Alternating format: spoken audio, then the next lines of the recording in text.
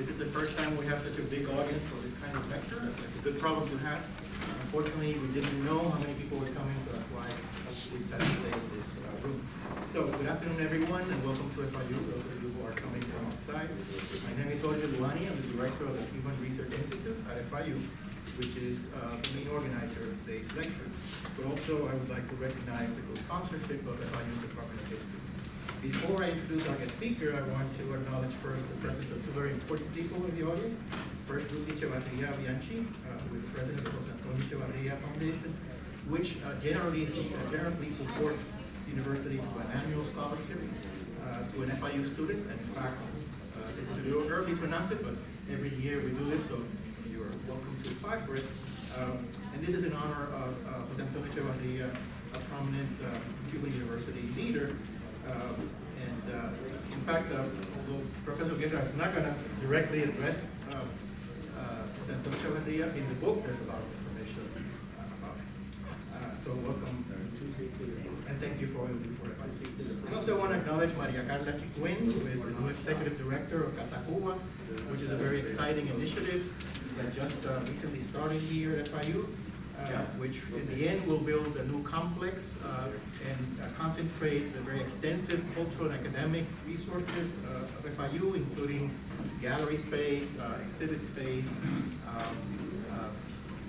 rooms and classrooms and so on. So look for that, and we look forward to collaborating with Maria Carla on this project. So on to the presentation. I'm very pleased and honored to introduce my friend, colleague, and top scholar Lillian Guerra, who is the Waldo Ward Nyker Professor of Cuban and Caribbean History at the University of Florida in Gainesville, where she teaches courses on Cuba, Caribbean, and modern Caribbean.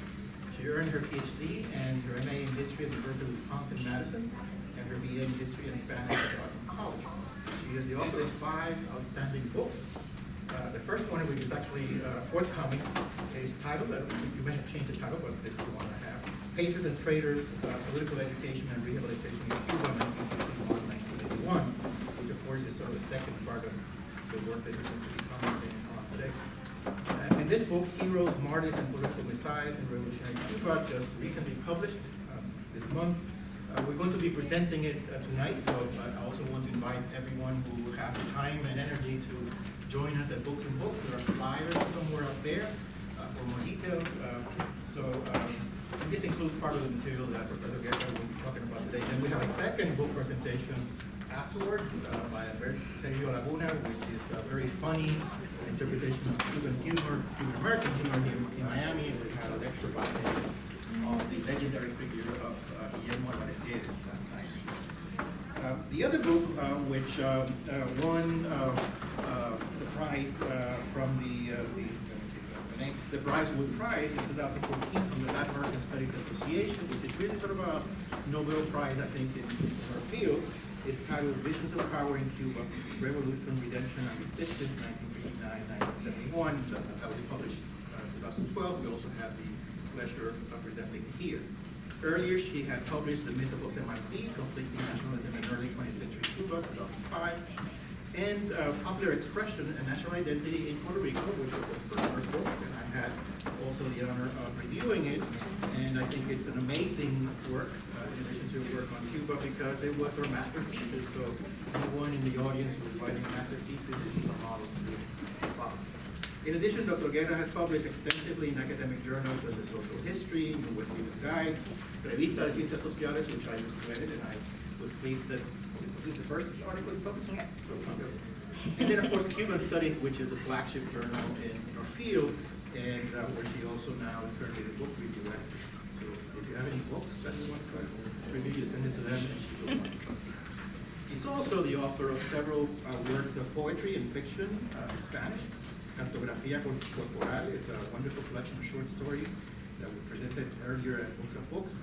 Cimarrona, in 2013, that's a book of poetry. Revelaciones Exóticas, and Cuentos y Fragmentos de Aquí y de Allá, Poemas, in 2013. And I'll just say one or two more things about her and then let her talk. She recently received not one but 2 very prestigious research fellowships of the John Simon Guggenheim Foundation of the American Council of Learning Societies, and also I think she earned it both at the same time, so very little competition there. In sum, I think Lillian Guerra is one of the top scholars, very productive, as you can see, very insightful in the field of Cuban, scholars in the field of Cuban and Caribbean history. Her most recent book, which I had the opportunity to read and which we're going to be presenting tonight, I think is the definitive work on the topic, on the social and political origins of the Cuban Revolution in the 1940s and 50s. It is extremely well documented, extremely well written, and very persuasive. And I think it will become the definitive work of this period. So without further ado, please help me welcome Lillian Guerra.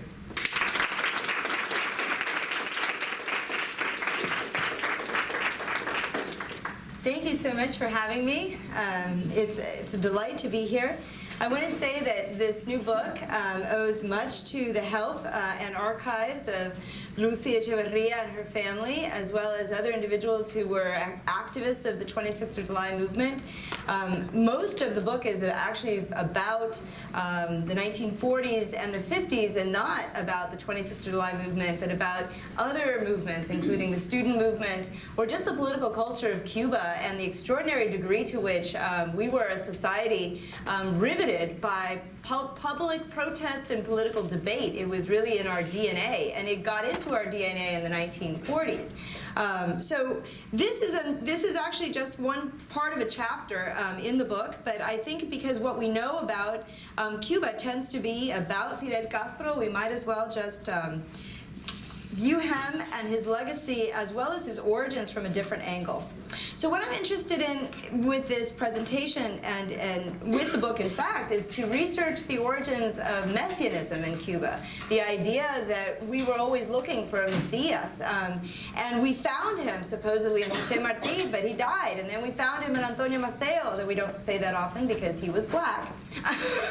But then he died. And so this search for salvation through an individual who would do what a state couldn't do, which was to project and to implement a moral project of redemption and rehabilitation, that is something deeply rooted in the Cuban psyche, and it didn't begin with Fidel. So this story today, which is very visual, is about how, in fact, this movement to topple Batista, and the press in particular, invested into Fidel the desires for that salvation and the historic redemption that they hoped they would find, that they hadn't found in the history prior to 1956, when this movement was launched. So let me begin with one of the most important aspects of the movement, and that is that by 1959, when it took power, very quickly Fidel Castro had become a Jesus Christ figure. In August of 1959, Bohemia magazine revealed how deeply expressions of belief in Fidel's Messianismo had penetrated the public imagination. According to journalist Mario Cuchillan, for many Cubans, especially peasants, Fidel Castro was not only, quote, the living incarnation of Jesus Christ, or so he wrote in Bohemia in August of '59, but a new and improved version of him.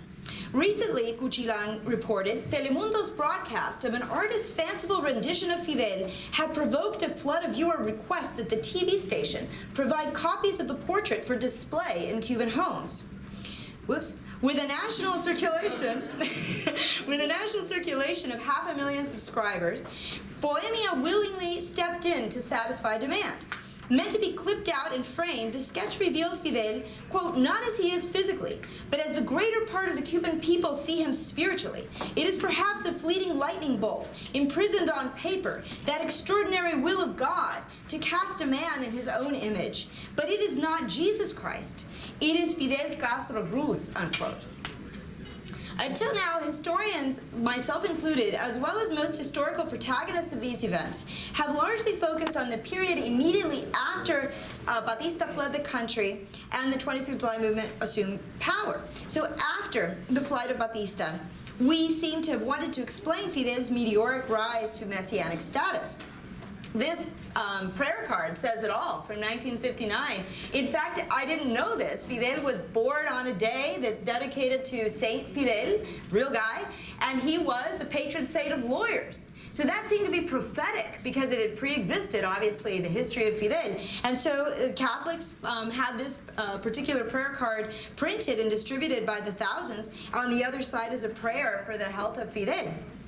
So this is evidence of the post-59 period. In fact, looking more closely at January and prior, we have a different, more complex story. Giving speeches, chatting with average citizens, and signing autographs. Fidel Castro emerged in the first week of January of '59 as not just a messiah, but a popular cultural messiah, a kind of Hollywood figure.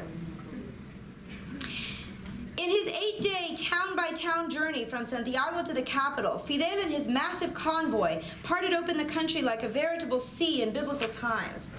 Undoubtedly fueled by the euphoria of popular expectations for a new era free of Batista and the constraints on democracy imposed by the United States and other factors, Fidel's reception among citizens was also highly produced, managed, and choreographed, most particularly by Carlos Franqui, Minister of Propaganda for the 26th of July movement, and Emilio Guerra, an executive advertiser for one of the largest corporations in Cuba, both of whom had been secret members of the 26th of July movement in the urban wing in particular. Forgotten, however, is the fact that few Habaneros actually remembered what Fidel Castro looked like until the activist promotion campaign began on January 1st. For that reason, quote, said Bohemia's journalist, only 1 year later, when his glorious entry into the capital began, the most curious chatter could be heard on the street. That's him on the Jeep. No, Fidel is blonde. Fidel is the guy on the tank with the blonde beard. Editors often reported citizens' visual confusion of Fidel with leaders who were not even members of his movement, such as Rolando Cubera, the commander of the student-led guerrilla force of the Directorio Revolucionario, a much sexier and closer approximation of the handsome, blue-eyed, fair-haired Jesus. Of course, long before the dictator Fulgencio Batista fled on January 1st, Fidel's leadership in the 1953 assault on the Moncada barracks, mass circulation of his eloquent defense, History Will Absolve Me, a fundraising tour in 1955 of the United States, Cuban communities in Florida and New York, and manifestos had already launched the figure of Fidel as a daring politician. Yet his image as a selfless, Christ-like redeemer with similarly pure followers owed its origins to the Sierra Maestra. The history that explains that image is my concern here. It is a history that conveys both the need for revolution and the role of popular will in propelling it forward in a good versus evil, all or nothing messianic form. A master of spectacle by design, dictator Fulgencio Batista had crafted a theater state after his March 1952 coup that relied on censorship, violence, intimidation, and spectacles of mass support to rule. As Fidel and Raul Castro would later claim repeatedly, only El Pueblo could defeat Batista morally and militarily. The first form of victory had to spawn the other. One could not be understood without reference to the other. Thus, it was in the terrain of citizens' revolutionary imagination that Fidel Castro, his initially tiny band of 18 armed rebels, and hundreds of underground civilian activists managed to project the impossible. Their own movement's ultimate political invincibility through moral means, through love, not war. If Fidel could effortlessly claim the mantle of selfless national patriot in the immediate aftermath of Batista's flight, he did so largely because of the brilliant public relations campaign that his supporters had forged in the Sierra Maestra and abroad, as well as in the urban underground. The guerrillas' positive, carefully constructed image of themselves garnered widespread legitimacy long before they descended from the liberating zone. To achieve this, the guerrillas consciously imitated the methods of Cuba's 19th century independence fighters, los Mambises, in order to claim the fulfillment of a historically frustrated moral mission dear to the Cuban people. They also refuted the legitimacy of Batista's martial rule and political theatrics by creating a real-life alternative state and society in miniature, a kind of simulacrum of the world that Fidel's vision of revolution would make. They did this by presenting themselves not as radical warriors, but as honorable, peace-loving, and likable living legends. By late 1958, they were also a cause célèbre, receiving dozens of famous visitors to the Sierra Maestra, not just politicians, but prominent figures in the entertainment industry, including Havana's top cabaret star, Pura Padilla, and her bongo-playing boyfriend, the beardless guy.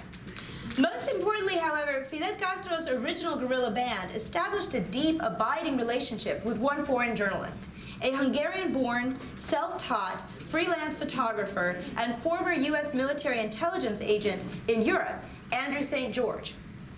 To put it mildly, St. George was Fidel Castro's secret weapon. Far more important in the long run than Herbert Matthews, who spent less than a day with Fidel and his men to produce his famous February 1957 New York Times cover story. St. George made 6 trips to the Sierra, none of them lasting less than a month, several of them as long as 2 months. Living, marching, and sacrificing with the guerrillas, St. George produced thousands of unique images of guerrilla life and culture, many of which became central to the clandestine press of Fidel's movement and allied groups like Raúl Roa's Resistencia Cívica.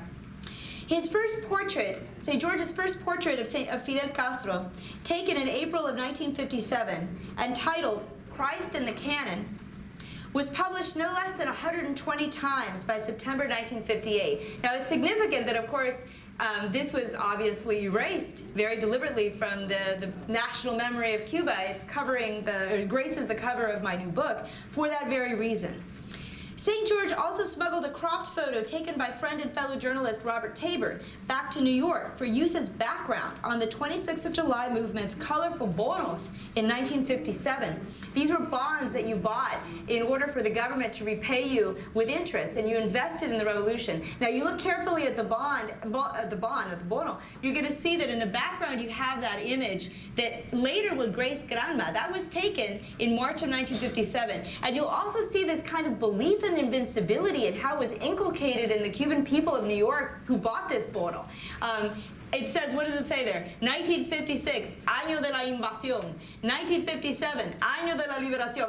It's got to be over in seconds, right? Right? Nothing is going to stop this movement. So the image lives on today, emblazoned on the corner of every daily edition of the Communist Party org in Granma. Alongside one of St. George's most influential articles for Coronet magazine, Fidel published Why We Fight, a manifesto subsequently reprinted in 11 different publications across Latin America. St. George came to see the many Cuban spies, guides, foot soldiers, with whom he lived as friends and even family. When Andrew and his wife Jean named their first son Andrew Fidel, Fidel Castro offered to serve as godfather and baptize him after the victory when he assumed St. George would naturally move his family to Havana. Well, in the end, St. George did not. He left in 1961, and Andrew Fidel, St. George, is professor of astronomy at Harvard. Revisiting the visual narrative constructed through St. George's publications while digging deeply into the archives has allowed me to reveal the origins of Fidel and the guerrillas' shared messianic mystique as a collaborative byproduct of their own intentions, popular desires for salvation, and patriotic design. Here we discover Fidel, Raúl, and others performing roles derived from national historic myths and a mass culture of television and Hollywood movies for a singular purpose. They wanted to cast the methods of violence as well as a very real plan of economic salvation through change into an acceptable, civilized, non-threatening, and often downright entertaining light, both for a foreign audience and for citizens who might otherwise have dismissed this movement as a mistake, as impossible, or these men as political misfits and untrustworthy radicals. At the same time, however, St. George and his rebel collaborators knew the real-life implications of guerrilla rule and redistributive actions would not be lost on local peasants in the expanding liberated zone of Oriente, and they would be supported by progressive urban leaders and middle-class Cubans across this hemisphere. Buoyed by citizens' convictions that what Cuba needed was an activist, moral state, Fidel's guerrillas, vast urban underground, and Fidel himself launched a struggle couched in the language of peace and the promise of love, not war. Gracias. As Che Guevara remarked in January '59, quote, "The presence of a foreign journalist, American by preference, was more important to us in the first year and a half of the war than a military victory," unquote. Indeed, Fidel personally recognized the unique role of journalists when he conferred gold medals on both Herbert Matthews and Andrew St. George for their service to the revolution in April of 1959. Yet if Matthews had humiliated the Batista regime for claiming that Fidel Castro was long dead by proving he was alive, then St. George fulfilled a far more important and enduring task. He served as an imperial witness, and he took meticulous notes. As Fidel explained to St. George in April of 1957, the guerrillas faced no real enemy besides Batista and his administration. Not even Batista's soldiers were to blame. And so in St. George's field notes, we have these wonderful handwritten responses to questions in English by Fidel, including this one. So my quote begins at the bottom of this page and continues on to another one. According to in response to the question, it has been said that even if it wins, the 26th July movement will turn into a dictatorial party because it has no army of its own. Fidel then wrote, and this is at the beginning of the bottom, "The only corrupt thing in Cuba is the tyranny, because our people is pure and highly moralistic. Unfortunately, before the arms of the dictatorship, we have to resort to taking up weapons. But Batista's army is tired of Batista. The soldiers live under surveillance and the terror of military police. We who fight for the freedom of the people also fight for the freedom of the soldiers," unquote. Moreover, it was Batista, not Fidel himself or his movement, that put Cuba at risk of becoming pro-communist. So in response to the question, your movement has also been accused of being pro-communist. What is the truth of that? Well, he starts, "Eso tan absurdo como haberle dicho al pueblo cubano que yo me he muerto hasta 20 veces," right? The idea that this is as absurd as the idea the idea that we are pro-communist is as absurd as having said to the Cuban people more than 20 times that I am dead, unquote. And it continues. Furthermore, remarked Fidel in 2 recorded interviews, the best witnesses to the, quote, democratic and nationalist nature of his movement were foreign reporters, like St. George himself. Punctuated with dozens of photos by St. George, Miami's underground newspaper, Sierra Maestra, the 26th of July's magazines seconded this report. It reminded, these newspapers reminded readers that Cuba's Communist Party publicly condemned Fidel Castro's armed struggle under the heading, quote, "Batista, friend and protector of the communists," unquote. And that's another big part of this book, is the relationship, very strong relationship between Batista and the Communist Party. Hope you read that chapter. Fidel's concern with assuaging readers' fears over possible nationalization became one of 3 consistent themes echoed across St. George's most influential publications. A second theme was Fidel's consistent denial of any political ambitions. Far too young at 30 and then 31 to run for president, argued Fidel, the 1940 Constitution expressly forbid it. In addition, Fidel himself often presented his followers as committed but reluctant and therefore disinterested revolutionaries, soldiers who aspired to peace in the theater of the Sierra Maestra rather than war. Explaining this apparent paradox, Fidel said, quote, "We have to show the public, to make it clear that if there is a war in Cuba, the revolutionaries are not to blame," unquote. Thus, in his encounters with St. George, Fidel insisted that the rebel struggle was not to turn the world upside down in Cuba, but to restore the principles of civilization in the face of Batista's culture of barbarism. And unfortunately, there was no lack of evidence of Batista's barbarism. It abounded. Batista's security forces were responsible for the death of 3,000 to 5,000 members of the rebel underground. At least documented, we have 3,221 names. The brutality of these scenes on Havana streets was and the reactions to it were only contained by severe censorship. But journalists took these pictures, as well as average Cubans. It was impossible to hide. Although Fidel did not need to make anything up, he nonetheless invented, and St. George dutifully echoed, far-fetched, highly fictitious claims as evidence of Batista's savagery. For instance, in describing his landing of the initial guerrillas from the yacht Granma in December 1956, Fidel explained that 18 survivors of the Granma were, quote, tortured for the better part of the day and finally put to death by getting their genitals hacked off. They shrieked for a bullet, but this time the army had none, unquote, unquote. A year later, St. George echoed Castro, describing the killing at the Moncada barracks as typical of Batista's forces, quote, "an orgy of sadism and revenge, most relying on death by castration," unquote. However, in meeting Batistiano fury, Fidel declared that his own forces had and would always turn the other cheek, by either freeing Batista's soldiers when captured or convincing them to switch sides. And he didn't just say this, he did this. And so as a result, in fact, Batista's folks often didn't want to fight, and they would simply surrender. And this was very true of the moments when they sent in August of 1958 through September. Batista sent in about 12,000 troops, and we don't know what percentage, but a huge number of them simply surrendered or refused to fight. And that was set up because of both the image and the reality matching.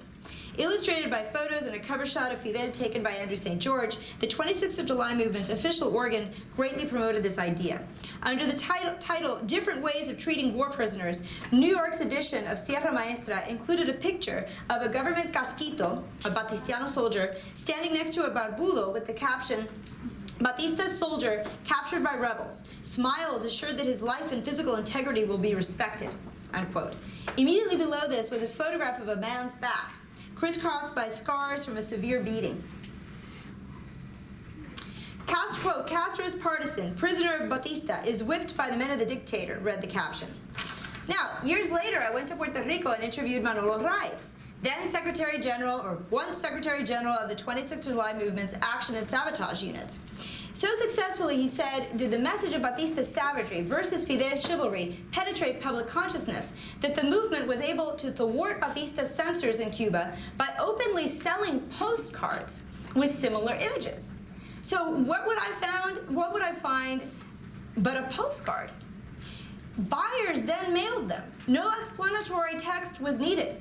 It was the best free publicity the cause had yet to receive. Manolo told me in August of 2008 there was no way the censors could stop the mail. Quote, y no nos costó ninguna gota de sangre, unquote. 6 years after I did that interview, and Manolo Ray had died, I found this postcard at FIU in your archive, featuring a man's back crisscrossed with the marks of an electric prod.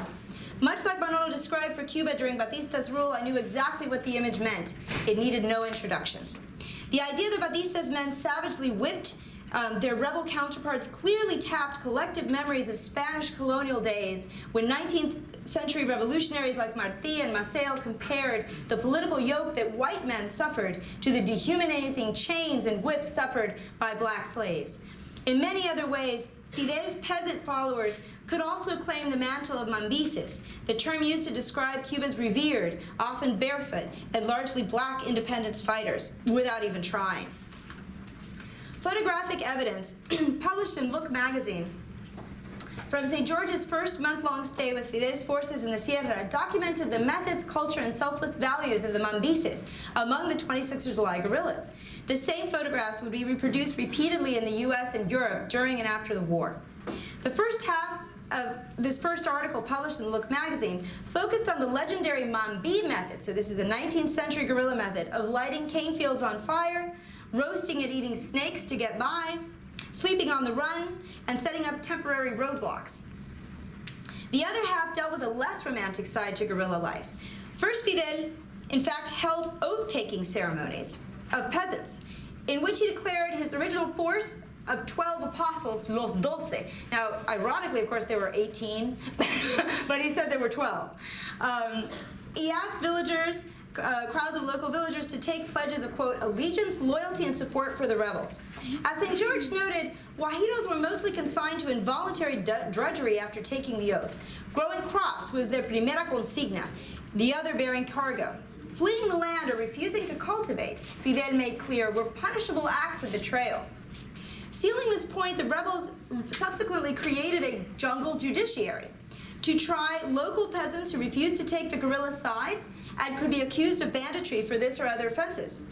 For 12 days, in an area called Naranjo, a 5-person tribunal comprised by Fidel Castro, Celia Sanchez, Camilo Cienfuegos, Juan Almeida, and Humberto Sori Marin, who was ex-vice president of the Inter-American Bar Association, presided over the court-martial, conviction, and sentencing of dozens of men, whom Fidel called bandits.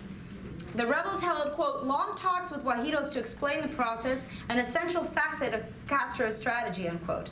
Now, Fidel did this in part because there is no rule of law in this area. People were raping daughters, people were stealing, and bandits would get away with it. And there were certainly bandits. So this had many purposes, but one was to assert that this tiny group of armed men, 18 guys and a couple of women, had power. And they were rehearsing the power of that state. They were also making it real for people who wanted justice. So relying on the same term, in fact, that Batista had used to define Fidel's men, and the Spanish had used to describe mambises, Fidel defined these peasants as bandits for having seized resources left in the wake of a rebel encounter with government soldiers, but mostly for raping and pillaging among the peasants. These outlaw wolf packs, wrote St. George, are Castro's biggest headache. Unpoliced, they pillage helpless villages for money, weapons, and women. The jungle has no prison. The penalty for extreme crimes was death. Privately, however, St. George's notes to editors and unpublished photographs tell a much darker tale. Clearly documented in St. George's many film reels and memos was the dual function of the trials and the executions. First, the trials themselves served notice to local peasants that by acting like the state, the guerrillas were becoming one in practical terms, not just in words or in their own minds. Second, initial execution squads, almost always led by Raul Castro, seemed to include every armed available male member of a group. Excluded were only Fidel and Father Sardinas, a Catholic priest who offered last sacramental rites to prisoners before they were tied to a tree and shot. Judging from the remarkable, shocked look on many of the executioners' faces, after their first execution in April of 1957, the experience of killing men was meant to harden the rebels. The general absence of encounters with Batista's soldiers, the official enemy, left them with absolutely no experience with violence. In fact, most of these guerrillas had scarcely learned to shoot, said St. George. Virtually none had ever killed a man. And their faces say it all. It's after the first execution, and St. George turned his cameras on them.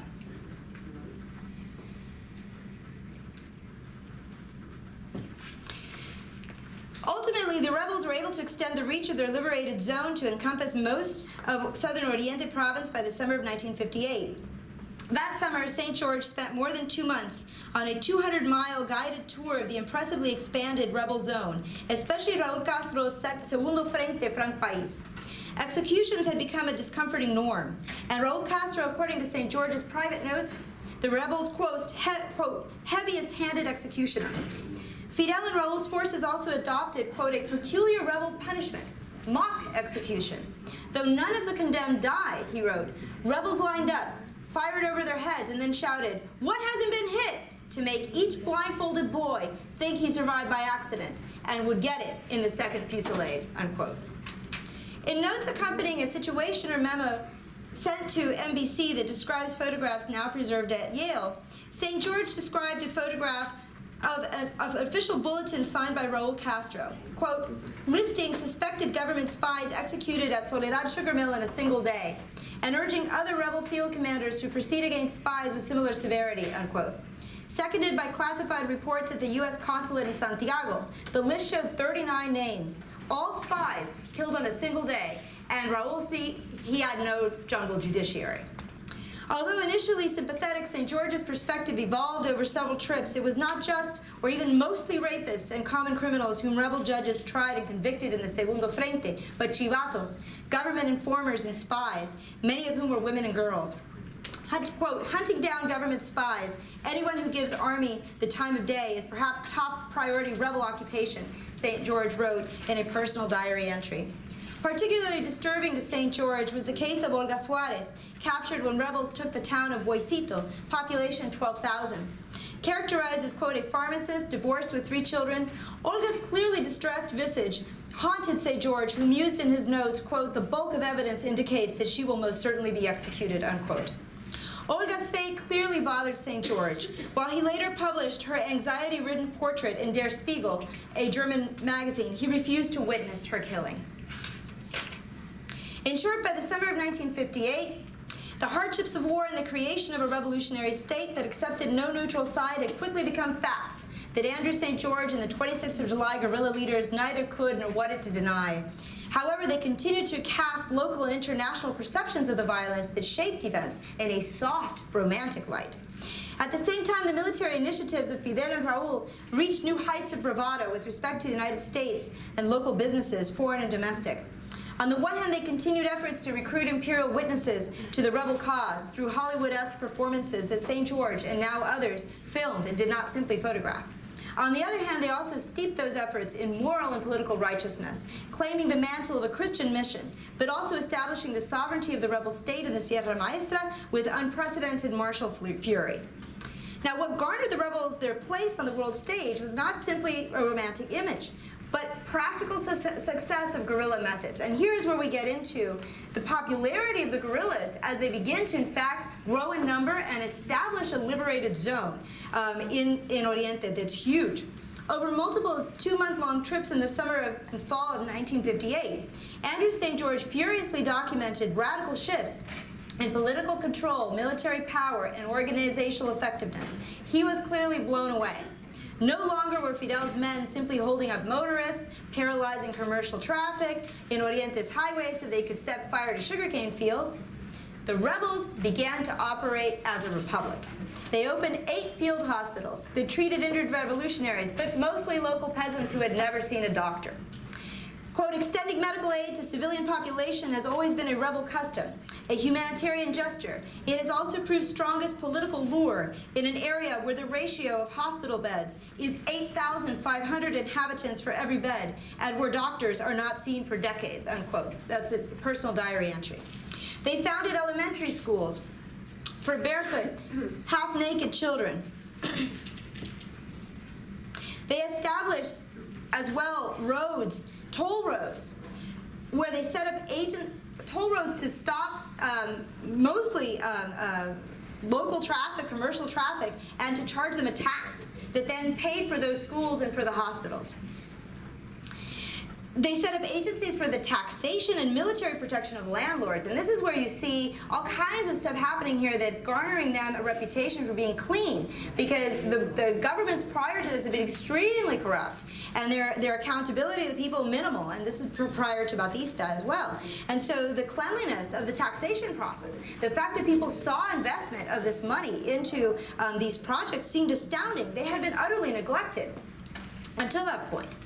So they managed to control all coffee production in the zone by September of 1958. They acquired a government tank and requisitioned wall phones from the United Fruit Company. They even began to receive as gifts, quote unquote, from local U.S.-owned companies who feared being taken over by them, things like Jeeps.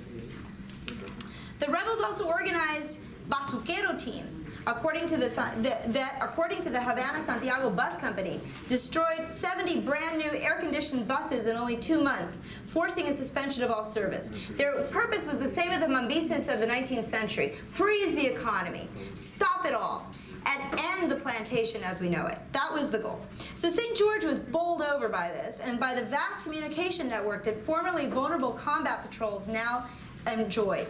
He counted 30 radio transmitters and over 100 shortwave receivers, some operated by female message decoders. Most impressive to St. George was the considerable political pull and legitimacy that the rebels had achieved. Marching down a 2-lane highway with hundreds of rebels, he witnessed their occupation of 30 towns against, quote, half-hearted opposition, unquote. Incredibly, 36 of 41 sugar mills were paying taxes to the rebels by the fall of 1958. Indeed, rebel leaders clearly delighted in regularly harassing U.S. companies, often for no apparent reason than to show their strength and prophesy the future consolidation of Cuba's national sovereignty. The notion that U.S. investors had begun to pay tribute to Fidel's troops was not lost on U.S. Ambassador Earl Smith, who demanded that they stop. Quote, as Americans, Smith wrote in a private letter to U.S. businessmen, quote, we have no right to pay money to active revolutionaries who are trying to overthrow a friendly dictatorship, unquote. Surely the involuntary nature and pragmatism of their support was not lost on St. George, any more than was lost on Fidel Castro. So for this reason, St. George, really turning away from the leadership, starts to pay much more attention to the guerrillas themselves. And you discover here a whole world of citizenry that is lost to us because of this utter eclipsing of the citizens and the people by Fidel and this particular monolithic Messiah that he became. So no better example perhaps emerges in St. George's private papers and photographic record than that of Luis el Guajiro Crespo, who was one of the men who looked shocked after the first execution. He was one of the rebel force's premier bomb makers, to whom St. George dedicated more than a reel of film. A survivor of Granma, the 33-year-old Crespo was a former sugar worker from Camagüey, who had been running the rebels' main bomb factory near Fidel's headquarters for over a year. What impressed St. George, however, was the fact that Crespo had adopted a crippled, quote, crippled war orphan as his mascot, whom he has exercised and massaged until the boy is slowly beginning to walk. Admiringly, St. George captured El Guajiro, working in his bomb shop, sitting atop a pile of 150-pound unexploded bombs dropped by Batista's Air Force while his adopted son played happily nearby. In an image that reversed 1950s-style gender roles, El Guajiro is shown lovingly washing his boy on a large rock next to a stream and dousing him with Johnson's baby powder in the over-the-top way any Cuban would recognize. Importantly, St. George wanted editors to realize that this extraordinarily generous warrior father was real and not just an image. Describing a picture of Crespo massaging the legs of the crippled boy, St. George insisted, quote, "This is daily routine for a rebel ancient known as El Guajiro, and not stunt," unquote. So the women also captured St. George's attention, and there were many of them, dozens and dozens of them. A lot of young girls who fled abuse, who fled brothels, who fled sexual abuse, ended up among the troops. St. George documented them and tried to sell stories about them. They never got published. This was too radical. Their stories were too painful. Not even the 26th of July Underground wanted to deal with this, because this is not part of the, uncomplicated romantic image of us versus them. This is more than that. This opens up all kinds of things. Examples also included mostly forgotten heroic women who were wives of guerrillas, who spent 2 weeks walking just to spend one day with their husbands. One of the most striking women that St. George encountered was this young 16-year-old tomboy, Oniris Gutierrez, who was the first female to join the 18. Fearless and smart, Oniris bathed in this river with her gun belt and holster lying beside her on the bank, pistol always cocked. She also spent an inordinate amount of time cleaning her pistol in front of the men. Even Fidel, in a rare moment of undeniably Cuban-style levity, joked, "Niña, si sigues limpiando esa pistola de 22 calibres, se te va a convertir en una de 38.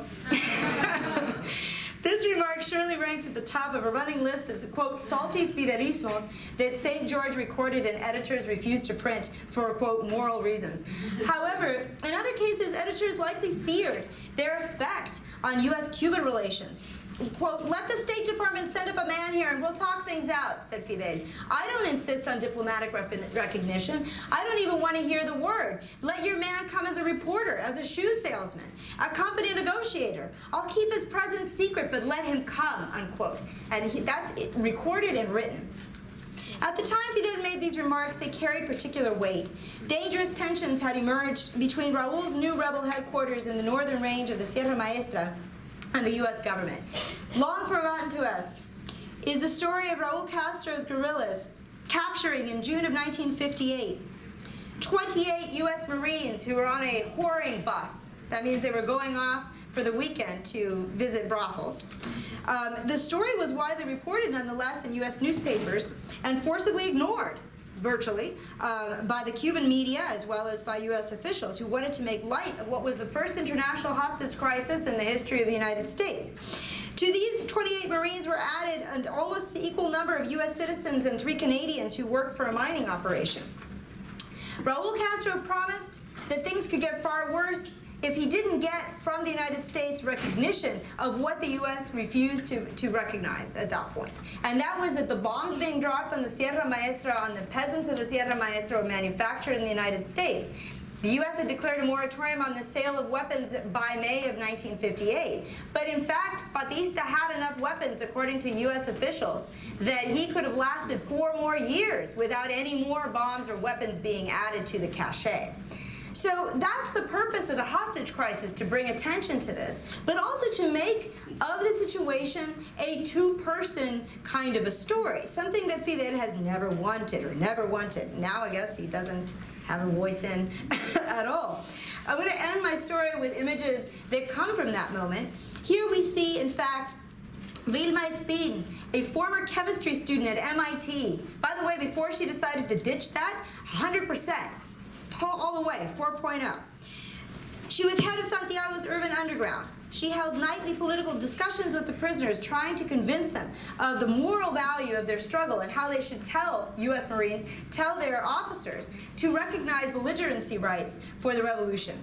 According to U.S. Consul Park Wallam, who interviewed the Marines several days into their ordeal, quote, "Efforts at propagandizing the men have apparently met with very little success," unquote. Nonetheless, the guerrillas made friends with the Marines.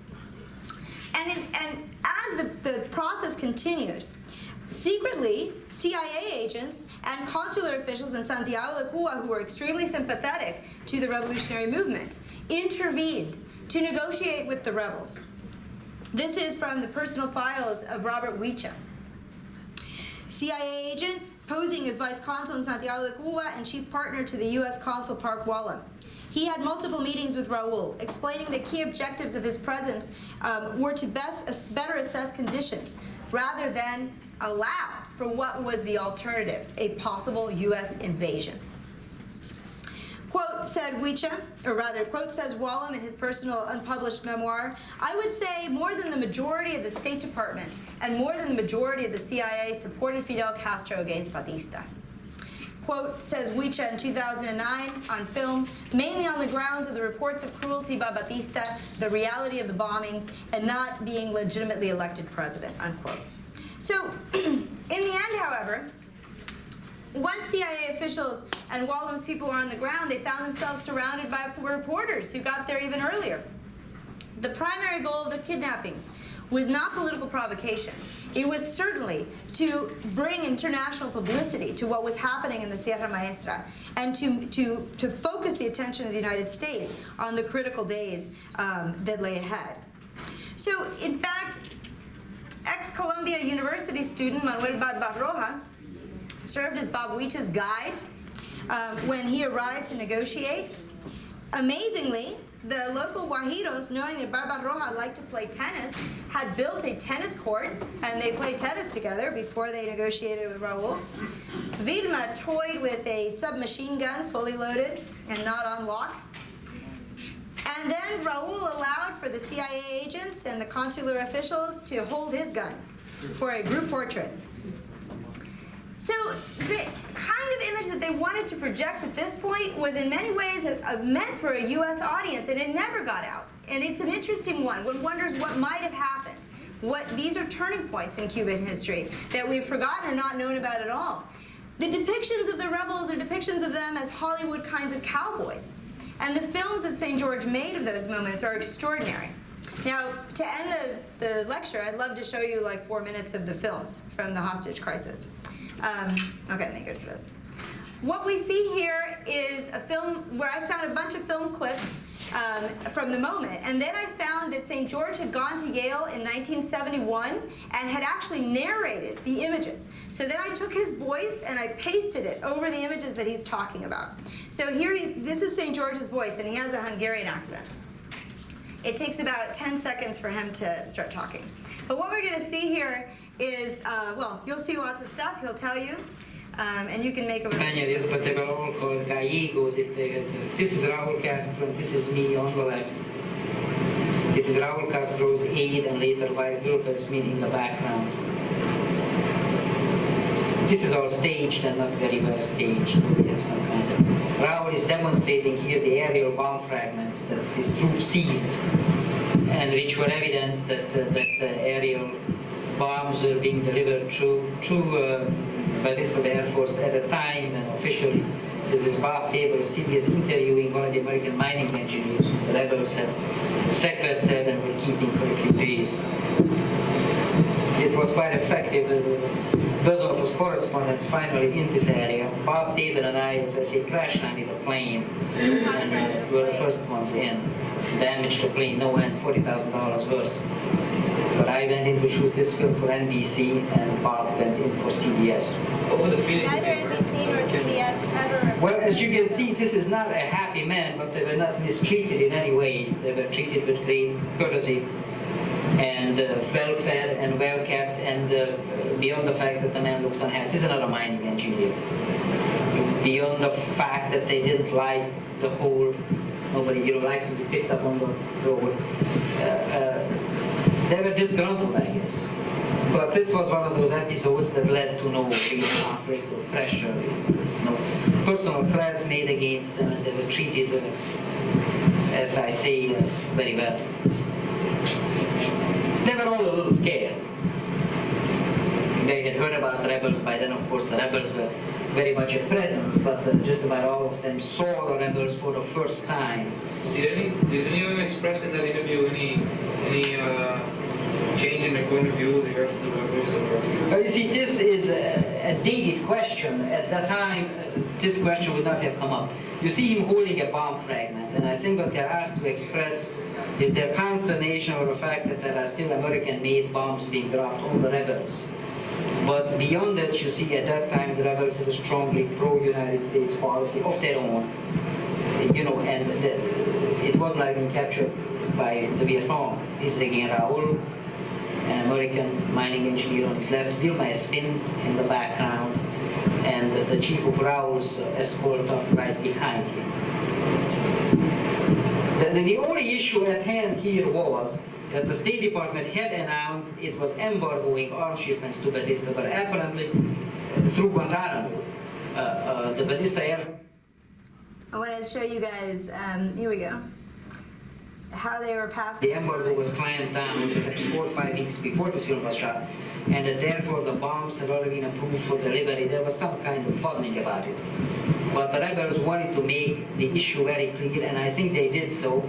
And I think that after this incident, actually Batista received no more American military supplies. This was very significant, not just in terms of supplies, but because it destroyed what remained of the morale of the government forces, who of course counted on the Americans almost as heavily as the South Vietnamese do now. Not quite, this is not fair, but they counted Americans too.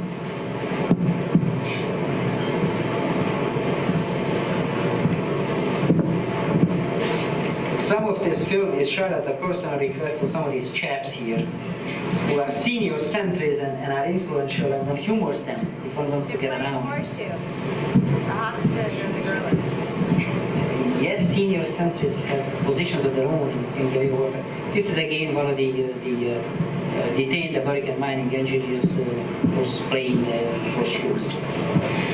And as I say, this was still a conflict at which no political or nationalistic or other issues were debated or aired or even an issue.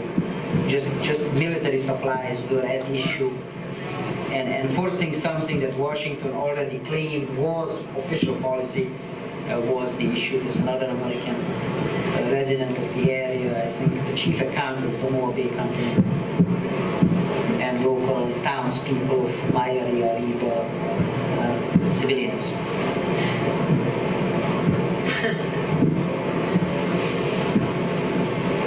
This film this is Bob Tabor from CBS again. This film was not fake either. It was a congenital Spaniards, but they were all called Gallegos. This is Raul Castro. Incredibly, St. George and Der Schmidt and Tabor filmed the hostages as they played a lively game of horseshoe while surrounded by smiling peasant boys and amicable armed guards.